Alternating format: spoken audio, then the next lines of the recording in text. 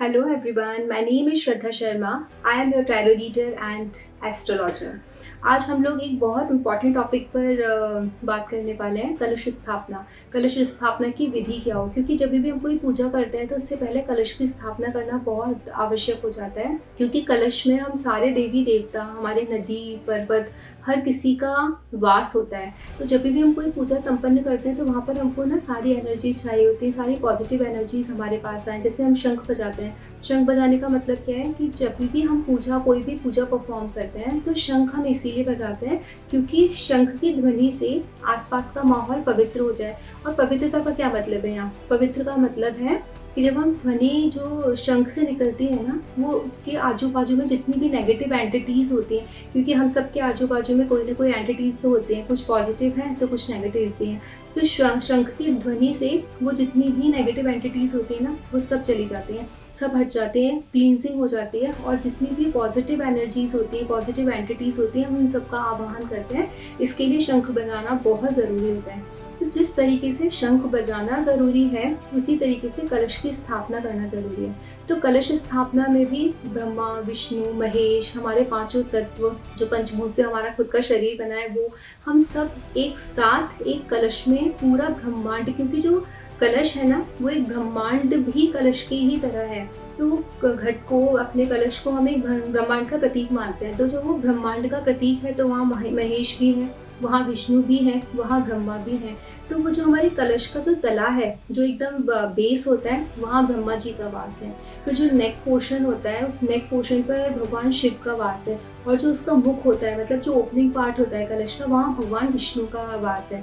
और जो उसका बीच का हिस्सा है ना कलश का, जो मध्य भाग है, उसमें जितनी भी मातृ शक्तियाँ हैं, दैव्य शक्तियाँ हैं, उन सबका वास माना जाता है। तो जब भी हम कोई भी पूजा कर रहे हैं या फिर हम कोई शुभ काम करने जा रहे हैं, जैसे किसी का बिजनेस स्टार्ट हो रहा है या कोई बिजनेस में, ऑफिस के में जब भी हम पूजा करते हैं, कोई भी, जैसे हमारा ऑफिस स्टार्ट हुआ है या कोई भी फैक्ट्री लगाई है आपने, या फिर आपने हाउस वार्मिंग सेरेमनी की, आपने गृह प्रवेश किया है, तो भी आपको कलश स्थापना करना है। क्योंकि कलश स्थापना, जैसे मैंने बताया, सारे देवी देवता वहाँ उस कलश में स्थापित होते हैं। तो वो आपकी जो भी पूजा है ना, आपके, क्योंकि कोई भी इंसान कोई पूजा किस चीज़ के लिए करता है? शुभ फल की प्राप्ति के लिए करता है। अगर जैसे आप गणपति की स्थापना करें, नवरात्रियों में माँ दुर्गा की स्थापना करें, तो भी आपको क्या चाहिए? आप जो वर मांगो वो पूरा हो, आपके घर में सुख शांति आए, समृद्धि आए। तो ये कौन देगा? हमको हमारे देवी देवताओं का आशीर्वाद मिलेगा, तभी मिलेगी ना।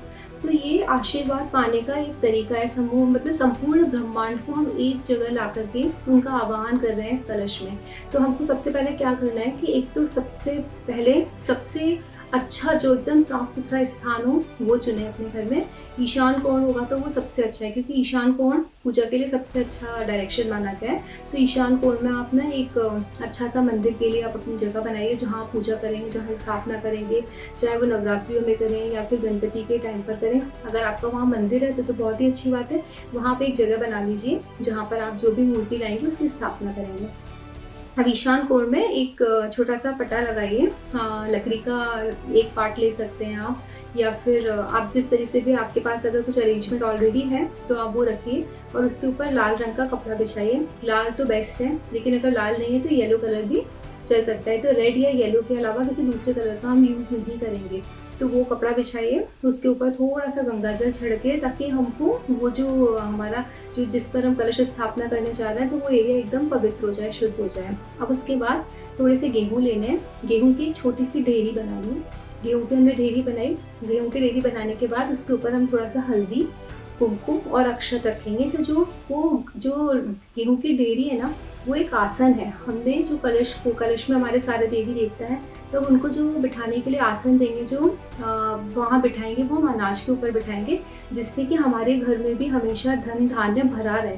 धान्य मीन्स अनाज, ठीक है, वो भरा रहे। इसकी वजह से हम उनको आसन भी इस अनाज का ही आसन देंगे। इसके लिए आपको गेहूँ की ढेरी बनानी है। अब आप अपना कलश तैयार करेंगे।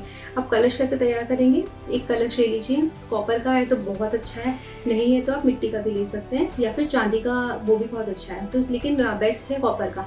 अगर आप कॉपर का कलश ले लेते हैं, उसको अच्छे से क्लीन कर लीजिए, एकदम चमका लीजिए। और उसके बाद उसमें स्वास्तिक का रोली से स्वास्तिक का निशान बनाइए। स्वास्तिक का जो निशान है ना, उसकी जो 4 भुजाएं हैं स्वास्तिक की, तो चारों भुजाएं किस चीज़ का चिन्ह है? हमारे चारों युगों का चिन्ह है। हमारी चारों दिशाओं का चिन्ह है। तो हमारी चारों दिशाओं में जो भी देवी देवता वास करते हैं उन सबका हम आवाहन करते हैं स्वास्तिक के चिन्ह में।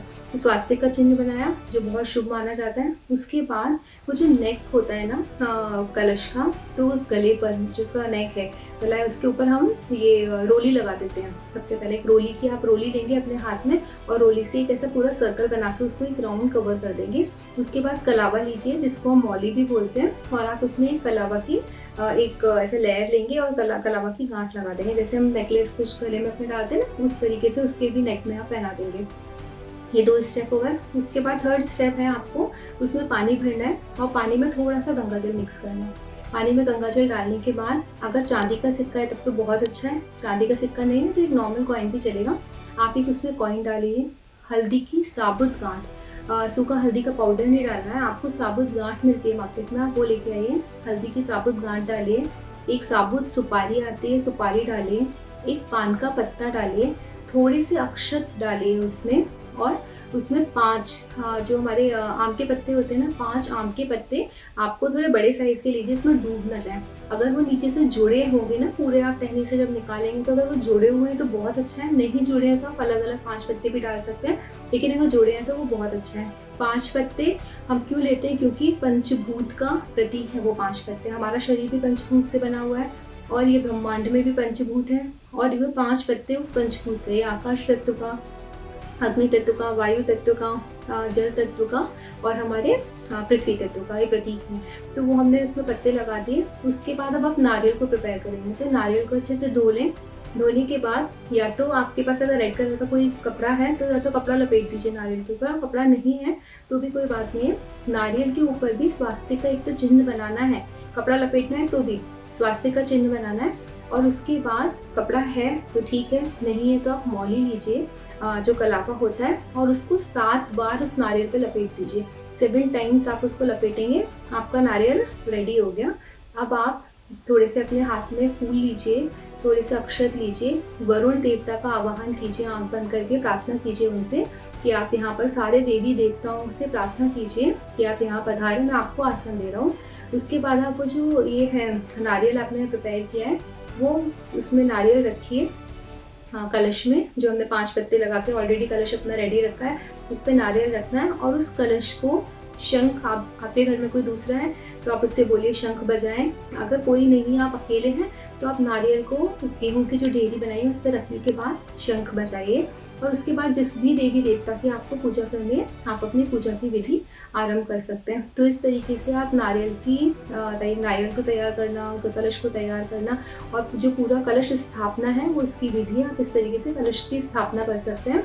और जब कलश स्थापना हो जाती है ना तो फूल अक्षत लेकर के संकल्प कीजिए कि मैं जो भी पूजा करने जा रहा हूँ वो बहुत दिल से करूँगा, मेरी ये मनोकामनाएं आप पूर्ण कीजिए और आप सभी यहाँ पर वास कीजिए और मेरी सारे विघ्नों को हटा करके बहुत अच्छे से ये पूजा मेरी संपन्न कराइए। जो भी देवी देवता जिनकी भी आप ना स्थापना करने वाले हैं, जैसे गणपति की स्थापना, अभी गणपति आने वाला है, गणपति की स्थापना करने वाले हैं तो गणपति बप्पा से प्रार्थना कीजिए।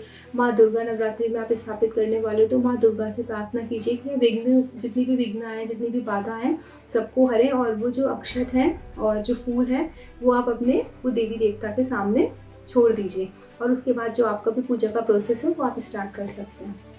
अगर आपको मेरा वीडियो अच्छा लगा हो तो उसको लाइक कीजिए, शेयर कीजिए और सब्सक्राइब कीजिए।